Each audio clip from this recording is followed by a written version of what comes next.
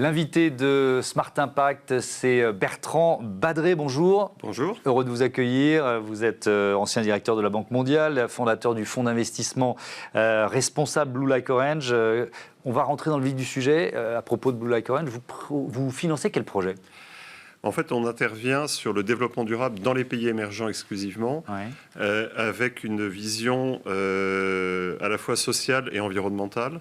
On investit dans des projets de santé, d'éducation, d'énergie, enfin en gros ce qu'on appellerait l'économie réelle ou la vraie économie. Et avec un point de vue très fort, c'est que dans ces pays, l'impact est très fort, puisqu'on part d'une situation plus difficile.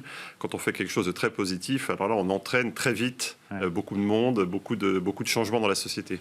Alors je disais effectivement des titres, notamment dans les pays émergents, c'est exclusivement dans les pays émergents. Pourquoi vous avez fait ce choix ? Parce qu'il y avait un gap de financement, notamment sur ce Le choix, projet-là il est extrêmement simple. Il date de mon expérience à la Banque mondiale. Donc, j'étais, comme vous l'avez rappelé, directeur général de la Banque mondiale au moment des accords de Paris sur le climat et au moment des accords sur les objectifs de développement durable. C'est le PINS que j'ai ici. Ces accords, on l'a oublié, c'est des accords universels. Et la réalité, si on prend l'exemple du climat, mais c'est vrai sur la condition de la femme, c'est vrai sur toute une série de variables de ces engagements, la bataille, elle ne sera pas gagnée à Bruxelles ou à Washington, la bataille, elle sera gagnée à Lagos, elle sera gagnée à Bogota, elle sera gagnée à Delhi ou à Jakarta. Alors précisément, ce ne sont pas là les endroits où l'argent va.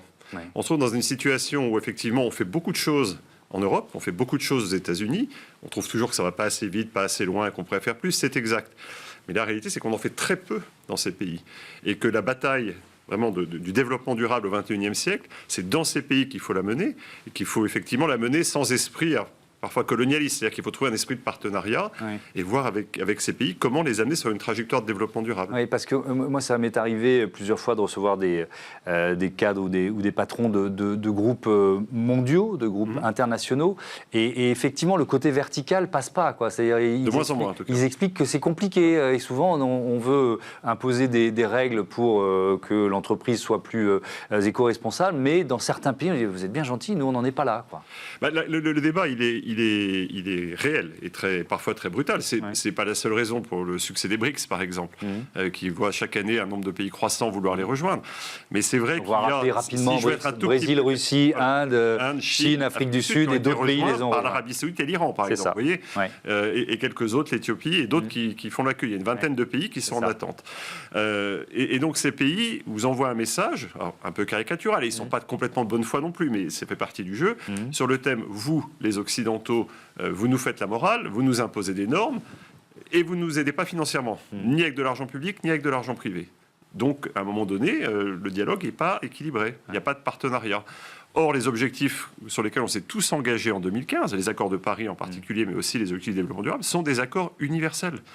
Et donc, moi, la raison pour laquelle on a créé Blue Like Orange, c'est précisément pour faire face à cette question de l'universalité. La bataille ne sera pas gagnée si elle n'est pas gagnée là-bas. Et alors, c'est pas juste le 8e arrondissement. Oui, j'ai bien compris. Alors, on va pas rappeler tous vos titres, mais vous avez été vice-président de la Banque Lazare, on l'a dit, directeur général de la Banque mondiale. Pourtant, ça a pris du temps pour réunir les capitaux nécessaires à la création de cette entreprise en 2017. Est-ce que ça vous a surpris d'une certaine façon ?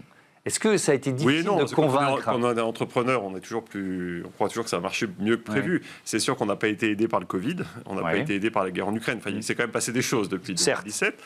En même temps, on a quand même levé plusieurs centaines de millions. On a fait un certain nombre d'investissements. Mais est-ce que c'était un peu difficile de faire bouger les lignes ? Parce que c'est de ça dont on parle. Bien sûr. En fait, il y a deux lignes à faire bouger. La première, c'est la ligne de l'impact, qui là aussi est une frontière qui n'est pas encore stabilisée, où on fait de plus en plus de choses, mais encore en réalité assez peu de choses par rapport à la masse des capitaux mondiaux. La masse des capitaux qui vont vers l'ESG est réduite, et puis vers l'impact, elle est encore plus réduite. Donc on a ce premier saut à faire. Et le deuxième saut, c'est le saut des pays émergents. Parce que la réalité, c'est que les flux vers les pays émergents sont minuscules. La part des actifs sous gestion européens qui va vers les pays émergents, c'est moins de 3%. Aux États-Unis, c'est moins de 2%. Et c'est en baisse. Et pourquoi c'est en baisse ? Parce que les taux ont remonté chez nous.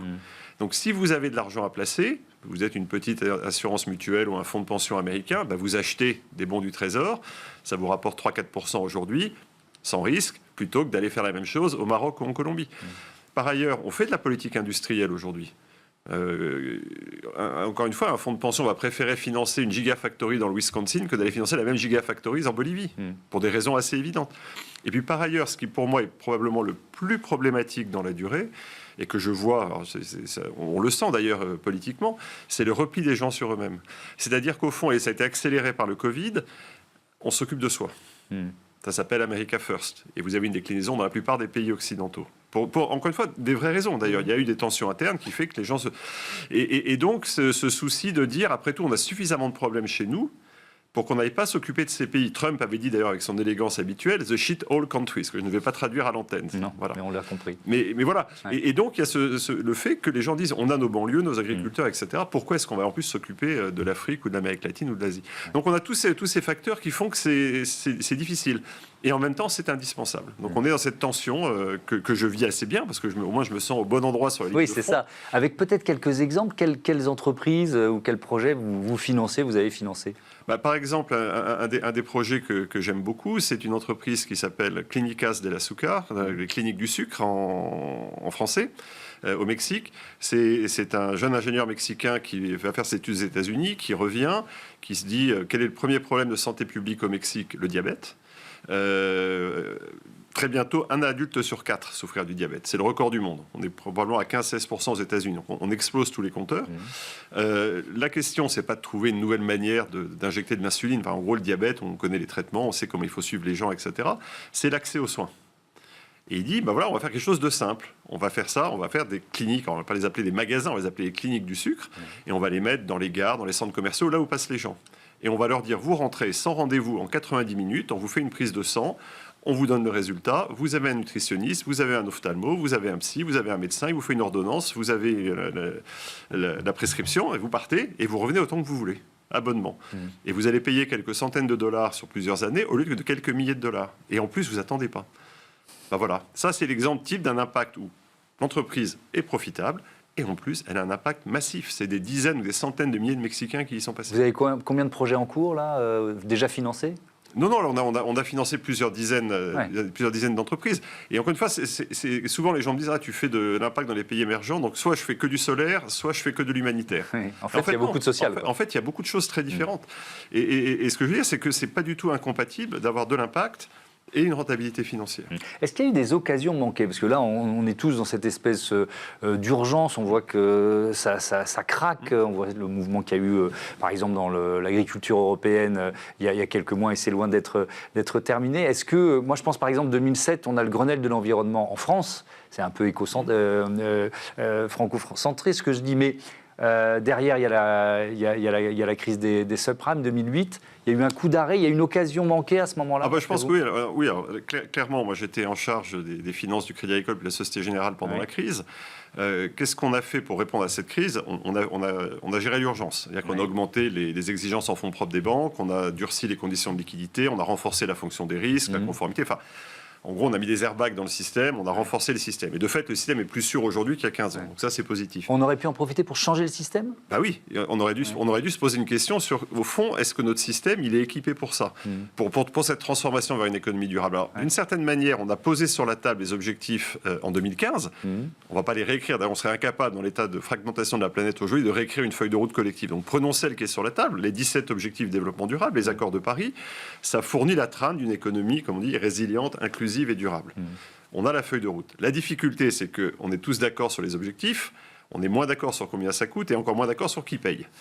Et au fond, on a fait le pari un peu pascalien de se dire, puisque les objectifs sont formidables, la main invisible va faire le boulot et ça va suivre. Malheureusement, comme l'a rappelé le secrétaire général des Nations Unies l'année dernière, sur plus de 85% des objectifs, on a fait soit marche arrière, soit on est très en retard. Donc en gros, on n'a pas fait ce qu'on devait faire. Et donc, cette occasion, il faut la travailler dans la durée. C'est-à-dire qu'il faut rentrer dans le dur. Comme je dis souvent, il faut changer d'operating system. Aujourd'hui, on a un operating system, pour être très simpliste, que je qualifierais de friedmanien, du nom de Milton Friedman. L'objet social de l'entreprise est d'accroître le profit. Donc, le profit est la fin en soi de l'activité économique. C'est ça que ça veut dire, en clair. Et comme il dit, le public interest, l'intérêt public, c'est pas l'entreprise, c'est à l'extérieur. Il ne dit pas qu'il n'y en a pas, mais il dit que c'est à l'extérieur. Et je pense que et de là, tout découle. Enfin, la manière dont on comptabilise, la manière dont on a des relations avec les actionnaires, enfin, tout le système déroule de là. Il faut passer à un système... alors, j'aime bien la formule d'un économiste britannique qui s'appelle Colin Mayer, qui était le doyen de la Business School d'Oxford, qui dit, en fait, l'objet social de l'entreprise ne doit pas être de maximiser le profit. L'objet social de l'entreprise doit être de trouver des solutions profitables aux problèmes de la planète et de ses habitants, et pas de profiter des problèmes que vous créez. Et donc, en fait, le profit devient non pas une fin en soi, mais un moyen en vue d'une fin, et cette fin, c'est nous sur cette planète. Et là, ça change tout. Alors évidemment, ça prend du temps, parce qu'il faut retravailler les normes comptables, c'est les débats qu'on a avec IFRS et les normes européennes aujourd'hui, le Green Deal, il faut regarder la gouvernance des entreprises, il faut regarder les modes de rémunération, il y a toute une série de choses, et il faut passer dans un système où, contrairement à ce que me dit un de mes investisseurs, je prends ta performance financière et l'impact, c'est cadeau. En fait, c'est l'impact qui a de la valeur. Et pour l'instant, il n'a pas de valeur dans notre système. Donc c'est ça le sujet des 20 prochaines années, comment est-ce qu'on internalise l'impact. Merci beaucoup Bertrand Badré et bon salon ProDurable et bon vent à votre entreprise. Évidemment, on passe à notre débat, l'économie circulaire au programme.